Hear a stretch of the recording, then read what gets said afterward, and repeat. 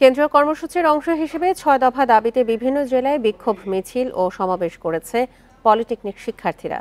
গাজীপুরে সকালে ঢাকা প্রকৌশল ও প্রযুক্তি বিশ্ববিদ্যালয়ের সামনে থেকে বিক্ষোভ মিছিল বের করা হয়। বান্ডেল থাকলে প্রতি সেনমানিতে টাকা বাঁচবে। বিকাশ সেনমানি বান্ডেল কিনে জিতুন প্রতি লেনদেনে। পরে শিববাড়ি মোড়ে অনুষ্ঠিত হয় সমাবেশ। এ সময় তাদের সাথে সংহতি প্রকাশ করে সমাবেশে যোগ দেন ডিপ্লোমা প্রকৌশলীরাও। রাজশাহীতে রাইজ ইন রেড কর্মসূচি পালন করেছেন পলিটেকনিক শিক্ষার্থীরা। সকাল 11:30 থেকে 2 ঘণ্টা রাজশাহী পলিটেকনিক ইনস্টিটিউটের সামনে অনুষ্ঠিত হয় সমাবেশ। দুপুরে বরিশাল নগরের চৌমাথা এলাকায় মানববন্ধন অনুষ্ঠিত হয়। এ সময় দাবি আদায় না হলে আরও কঠোর আন্দোলনের হুঁশিয়ারি দেন বিক্ষুব্ধরা।